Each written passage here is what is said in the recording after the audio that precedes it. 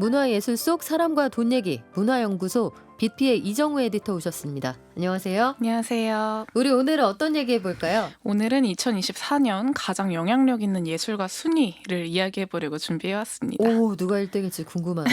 그쵸. 그런데 이 순위는 조금 미술계 내부에서도 독특한 순위로 꼽히는 지표예요. 네. 일단은 예술이라고 하는 장르 자체가 사실은 순위를 매기기가 쉽지는 않습니다. 아, 그렇다. 누가 네. 제일 인기 있다 이걸 어떻게 알아요? 그쵸. 네. 게다가 이제 또 영향력이 있다라는 기준도 좀 모호하잖아요.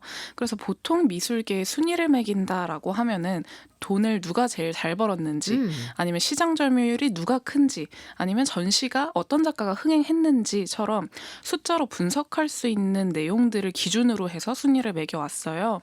그런데 요 순위의 경우에는 그런 숫자 위주의 정량적인 지표보다는 정성적인 지표, 얼마나 이 작가가 영향력이 있고 우리 사회에 필요한 메시지를 다루고 있는가, 이런 내용들을 우선시합니다. 요 순위를 매기는 것은 미국의 영향력 있는 미술 잡지사인 아트 리뷰인데요. 1949년에 설립이 돼서 현대미술을 꾸준히 다뤄왔던 곳인데, 이 아트 리뷰에서 2006년도부터 매년 연말마다 미술계 가장 영향력 있는 인물 100명을 파워 100이라는 이름으로 선정을 해왔습니다. 그런데 흥미로운 건 이 순위에 드는 인물들인데요. 여기에는 언뜻 예술가들만 있을 것 같기는 하지만 네. 예술가뿐만이 아니라 갤러리스트라든지 소설가나 사회운동가, 아트페어 대표, 컬렉터, 심지어 연예인들까지 다양한 인물을 선정합니다. 좀 우리가 알 법한 인물들 중에 자주 이 순위에 오르는 인물로는 그 프라다의 수장인 미우치아 프라다, 그리고 아마존의 제프 베조스 같은 인물들이 있는데요. 여기에는 인물뿐만이 아니라 또 사회운동이라든지 네. 키워드 같은 것들이 선정되기도 해서 예술계 트렌드를 살펴보고 싶다 하는 분들이라면 이 지표를 많이 살펴보시곤 합니다. 아, 그래서 올해 선정된 인물 1, 2, 3위와 그리고 순위에 포함된 한국인이 3분이 계세요. 오. 그래서 3명을 정리해왔습니다. 야, 전 세계에서 100명 뽑는데 그중에 한국 사람이 3명이에요? 네. 알고 보니 거기서 나서 자랐는데 엄마 아빠가 한국 사람 이런 게 아닐까? 한 분은 네, 그렇고요. 그렇죠. 선입까지 살짝 토핑이 되긴 하는데 일단 자랑스럽습니다. 근데 전 세계에서 가장 영향력 있는 예술가 어떤 분일까요? 1위에 꼽힌 건 다큐멘터리 감독 겸 사진작가인 낸 골딘이라고 하는 인물입니다. 이름은 아마 낯서실 테지만 1980년대 미국 미술계 그리고 사진계를 주름 잡았었던 인물인데요. 아, 저하고는 초면이네요. 네. 이 골딘이라고 하는 인물은 당시에 이제 보헤미안 라이프를 살았었던 인물이에요. 굉장히 자유로운 삶을 추구하면서 예술도 즐기고 매일 밤에 이제 친구들과 파티와 마약을 했었던 그런 인물이었습니다. 그러면서 이것을 사진으로 담아내면서 이 80년대의 젊은이들, 80년대 보헤미안과 히피들은 어떤 삶을 살았는지를 생생하게 보여주는 작품을 남겼어요. 가장 대표적인 작품으로는 낸 브라이언 인 베드라고 하는 작품이 있는데 1983년도에 찍은 작품이고요. 이 낸과 브라이언이 침대에 있는 사진을 찍은 겁니다. 낸은 누워서 이 남자인 브라이언을 바라보고 있고요. 브라이언은 상의를 탈의한 채로 담배를 피우고 있는 모습을 담아냈는데 지극히 평범한 일상의 순간처럼 보이기도 하지만 이 두 남녀 사이에 흐르는 오묘한 기운, 어떤 감정들이 느껴지는 굉장히 극적이고 촘촘하게 연출된 사진이다라고 볼 수 있습니다. 그래서 이처럼 낸 골딘이 좀 일상의 순간 속에서 느껴지는 오묘한 감정, 말로는 표현되지 않지만 느껴지는 그런 감정들을 잘 캐치해서 사진으로 담았었던 작가였고요. 그리고 이 사진 속에 인물들이 보여주고 있는 그런 일상적인 순간들이 당시의 보헤미안 문화를 매우 잘 담아내고 있어서 당시 활동하던 다른 예술가들은 물론이고 오늘날의 작가들한테도 많은 영향을 끼치고 있다고 합니다. 와, 1등 낸 골딘 여사님이라고 해야 될까요? 낸 골딘 여사님 사진을 보고 있는데 네. 포스가 막 뚫고 나오네요, 화면을. 약간 그 뽀글뽀글 엄마들이 좋아하시는 얇게만 가장 가느다란 로트로만 그 파마 머리에 그냥 굉장히 중성적인 느낌이 있어요. 네. 사진만 봐서는 약간 락밴드의 리드 보컬 같기도 하고 할머니 같은 느낌은 없거든요. 이분은 생존 작가입니까? 네, 지금 살아 계시고요. 지금 최근에도 계속 작품 활동을 꾸준히 해오고 계세요. 이번에도 1위를 할 수 있었던 가장 큰 이유가 2022년도에 냈었던 다큐멘터리 덕분인데요. 제목은 모든 아름다움과 유혈 사태이고 2시간 분량의 다큐인데 이 작품도 아마 처음 들어보셨겠지만 조금 네. 예술적인 다큐멘터리라 그렇고요. 2022년도 베니스 영화제에서 황금사자상을 받았습니다. 이 다큐멘터리 내용 내용을 간략히 설명을 해드리자면 미국의 유명했던 제약회사인 퍼듀 파머의 이야기를 담고 있어요. 이 퍼듀 파머는 자사의 진통제인 옥시콘틴으로 막대한 수익을 올렸었던 곳인데요.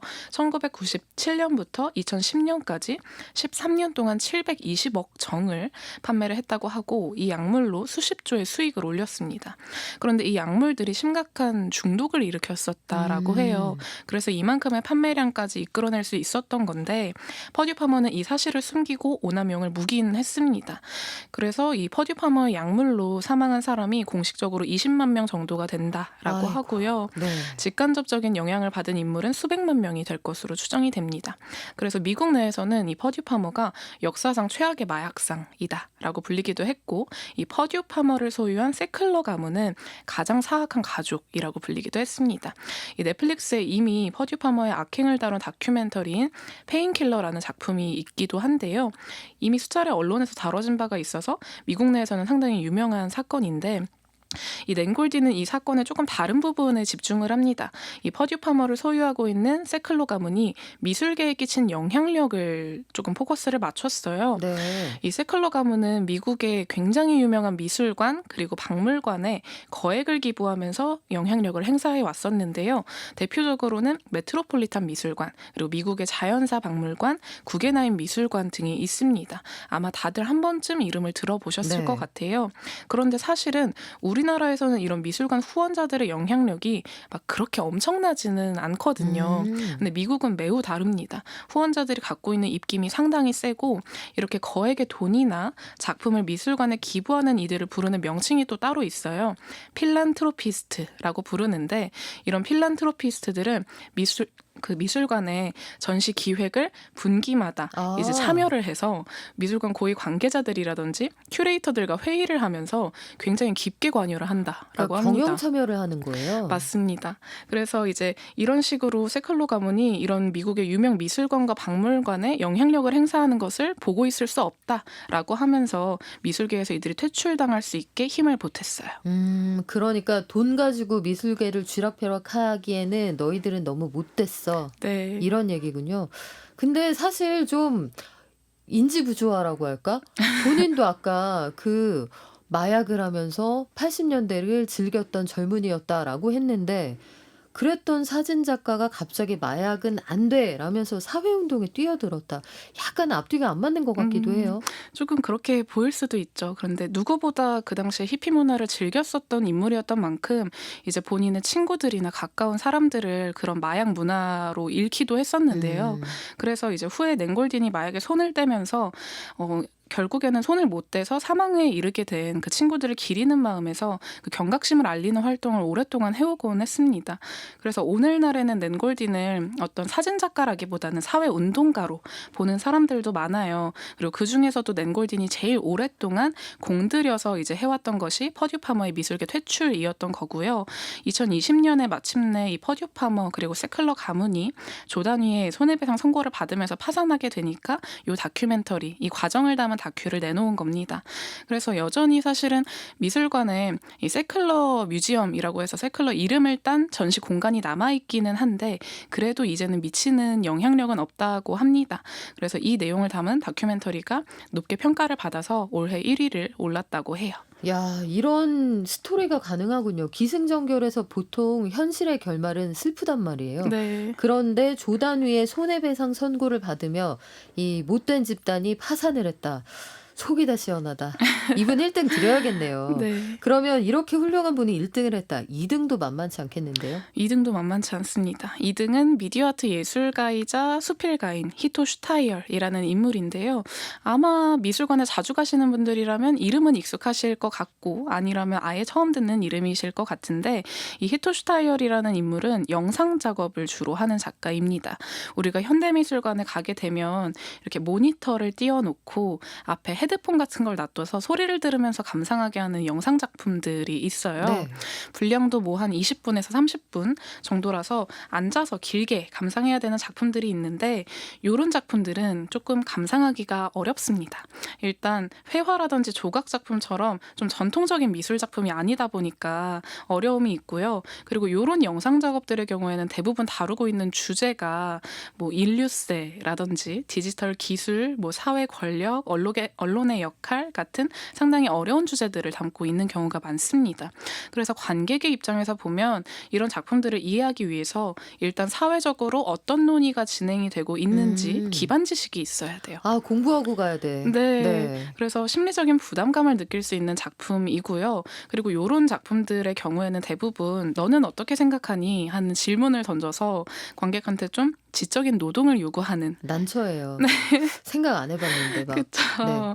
그런 경우가 또 많습니다. 게다가 영상 작업이다 보니까 텍스트가 아니라 시각적인 정보로 우리가 해독을 해야 되는 거예요. 그래서 이해 자체가 어렵고 기반 지식도 필요하고 비판적으로 바라보는 지적 노동까지 들어가니까 좀 진입 장벽이 높은 작업들이라고 볼 수 있는데 이런 류의 영상 작업을 하는 작가 중에 대중과 미술계 모두의 인정을 받은 인물이 히토 슈타이어입니다. 이분은 어떤 점이 특별한가요? 히토 슈타이어이 좀 주목을 받았던 이유는 크게 세 가지가 있는데요. 첫째로는 영상 자체가 일단 굉장히 멋있어요. 아, 힙하다라고 볼 수 예쁘구나. 있습니다. 네, 이 슈타이어이 전 세계에 업로드되는 다양한 디지털 사진이나 영상들을 활용해서 리믹스를 하는데요. 여기에는 뭐 뉴스 영상이라든지 게임 영상, 건축, AI 등등 시각적으로 좀 매력적으로 느껴지는 소위 예쁜 소스들을 많이 가지고 옵니다. 그래서 영상 자체가 굉장히 트렌디하기 때문에 담론이라든지 기반 지식이 없더라도 뭔가 뮤직비디오 보듯이 시각적인 요소를 즐기면서 보기에도 충분한 작가다라고 볼 수 있고요. 그리고 이 둘째로 영상에 활용된 자료가 진짜랑 가짜가 섞여 있습니다. 그래서 실제 온라인에서 얻은 것도 있고 실제 뉴스 영상도 있는데 슈타이어이 연출해서 만든 영상들도 있어요. 그러니까 이제 실제와 가짜가 섞여 있어서 관객이 굳이 내 생각을 정리하고 막 이런 부담을 느끼지 않아도 된다라는 거죠. 아, 좋다. 떠먹여주는 거 좋다. 네. 그러면서 이제 가짜가 섞여 있으면 좀 메시지가 희석되는 거 아니야라고 생각할 때는 이제 그럴 때쯤에 또 슈타이어이 명확한 메시지를 넣어서 관객의 사유를 독려하기도 하고 퍼포먼스를 결합한 강의를 진행하기도 하면서 본인 작품에 대한 이해를 직접적으로 돕기도 합니다. 그리고 마지막으로는 이게 영상 작품이다 보니까 네. 앉아서 감상을 해야 되는데 작품마다 관객이 앉는 공간의 디자인을 다 다르게 해요. 그래서 콜로세움처럼 원형 경기장 형태로 만들기도 하고요. 극장에 의자를 두거나 비행기 시트 그리고 누워서 볼 수 있는 좌석같이 다양하게 구성을 해서 좀 기반 지식이 없고 미술을 잘 모르는 관객들도 재밌게 감상할 수 있는 작품이다라고 볼 수 있습니다. 어린이 동반 고객들도 참 좋아할 것 같다 이런 생각이 드는데 네. 올해 예술가로 선정되는데 결정적으로 기여한 작품이 있나요? 네, 2023년 선보인 그린스크린이라는 작업인데요. 이 작업도 영상 작업, 미디어 아트 작업인데 스크린에서 이제 꽃의 모습을 계속 보여줍니다. 근데 이 스크린의 뒤쪽으로 이제 관객이 걸어가게 되면 여기에는 실제 식물이 있어요. 그래서 이 모니터로 처음에 꽃을 감상하게 하고 이렇게 돌아다니면서 실제 자연을 접하게 하면서 우리가 사실 오랜 시간 소비하는 것은 이 모니터 화면인데 그 뒤에는 실제 자연이 있다라는 메시지를 던지면서 관객으로 하여금 뭐 이런 기술 발전으로 자연이 대체될 수도 있지 않을까? 혹은 이런 식으로 디지털로 자연을 소비하게 되면 환경 오염이 더 가속화되지 않을까 하는 다양한 주제들을 떠올리게 만들고요. 이 주제들이 뭐든지 간에 일단 우리 모두가 직면하고 있는 사회적인 이야기라는 점에서 올해 굉장히 큰 의미를 갖는 작품이다라고 평가를 받았고 2위에까지 오르게 됐습니다. 그리고 직관적으로 이해가 되네요. 네. 어렵지 않다. 그러면 이렇게 쟁쟁한 1등, 2등 이 두 분 다 여성분인가요? 네, 맞습니다. 자, 그럼 3등은 누구실까요? 3등은 남자분이시고요. 오. 관계미학 예술가인 리크리트 티라바니자입니다. 와, 관계 미학은 뭐예요? 관계미학은 이제 예술가와 관객 그리고 관객과 관객 간의 관계에 대해서 우리가 예술적으로 느끼게 하는 그런 작품을 선보인다라는 점을 담고 있는데요. 이 티라바니자는 미술관이 하는 역할에 대해서 완전히 새로운 개념을 제시한 작가입니다. 보통 우리가 미술관 하면 당연히 작품을 감상하는 곳 이라고 생각을 하는데 이 현대미술이 계속 난해해지고 있다고 하더라도 이 부분은 불변의 진리였거든요. 그런데 티라바니자는 이 인식까지 완전히 깨버립니다. 사실 티라바니자라고 하는 인물이 제일 처음 주목을 받았던 게 1990년도에 선보였던 팟타이라는 작품인데요. 팟타이? 네. 제가 아는 그거? 그거 맛있는 맞습니다. 거? 네, 맞습니다. 그 작품을 선보였는데 이때 당시에 티라바니자가 전시 방문객을 위해서 팟타이를 요리를 해줬어요. 아, 관객들에게 그 자리에서 직접 음식을 만들어서 줬다고요? 네, 그런 식으로 이런 작품을 선보이면서 미술관이 그동안에는 작가가 만든 작품을 이미 완성이 된 작품을 관객이 감상하는 시기였다면 조리 과정부터 관객이 감상하고 그 결과물을 직접 섭취를 하면서 기존 예술과 전혀 다른 방식으로 작품을 감상하는 방법을 제시를 한 겁니다. 그래서 이런 식으로 굉장히 전통적인 미술 공간에서 예상치 못한 상황을 펼치게 되면서 관객이 미술관이라는 전시 공간이 가진 권위를 조금 전복되는 경험을 하게 된다는 점에서 미술사적인 가치를 가진다라고 평가를 받아요. 아, 저는 찬성입니다. 그림도 보고 밥도 주고 이거 좋은데요. 아주 재밌는데 순위에 한국인도 3명이나 포함이 돼 있다고 했잖아요. 네. 어떤 분들인가요?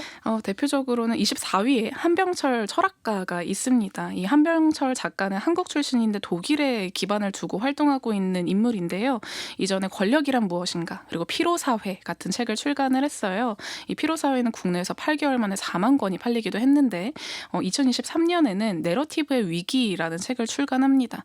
이 책에서 한병철 작가가 이야기하는 거는 과도하게 신화화되는 개인에 대한 이야기라든지 아니면 퍼스널 브랜딩이라는 이름을 내세워서 스토리텔링이라든지 내러티브가 점점 오남용이 되어가고 있는 사회에 대해서 분석하고 비판을 하는 거고요. 이 논리가 굉장히 많은 예술가와 그리고 큐레이터들에게 영향을 미쳤다라고 평가를 받아서 24위에 올랐습니다. 또 다른 분은 누구신가요? 71위에는 양혜규 작가가 올랐고요. 양혜규 작가는 꾸준히 이제 이 파워백에 이름을 올려왔었던 인물인데 언뜻 보면 조금 어렵기는 해요. 개념 미술처럼 뭐 의자를 작품으로 만들거나 선풍기를 작품으로 만들거나 하는데 다른 개념 미술하고는 다르게 이제 냄새라든지 소리 같은 것들을 가지고 와서 관객의 감상을 좀 감각적으로 확장했다라는 평을 받는 인물입니다. 사진을 한번 좀 찾아보시면 좋을 텐데 한국 사람 같은 느낌보다는 네. 약간 하와이 이런 쪽의 느낌이 좀 있어요. 자, 양혜규 작가님 70년대생이신데 마지막으로 순위에 오른 한국인은 누군가요? 마지막으로는 92위에 이현숙 국제갤러리 회장이 올랐고요. 이 국제갤러리의 경우에는 사실 우리나라 동양과 서양의 블루칩 작가들을 같이 꾸준히 큐레이션해서 전시를 선보여온 시도를 높게 평가받아 왔습니다. 그래서 2015년부터 계속 이름을 올렸었는데 올해에도 이제 이우환 작가라든지 아니시 카푸어, 양혜규 작가 등등 한국과 해외의 유명한 작가들을 계속 함께 큐레이션해서 선보이는 전시를 이어나갔고요. 이 시도가 상당히 섬세하고 조금 고급지다라는 평을 받아서 여전히 세계 미술계의 이목을 끌고 있다라고 볼 수 있을 것 같습니다. 뭐 이우환 작가의 작품은 말할 것도 없는데 작년에 진짜 아니시 카푸어 좋았다는 분들 진짜 많았거든요. 네. 국제갤러리가 이대로 명성 유지하면서 오랫동안 남아 있었으면 좋겠다 이런 생각도 해보게 되네요. 자, 오늘도 참 재밌었습니다. 지금까지 빛피의 이정우 에디터였습니다. 고맙습니다. 고맙습니다.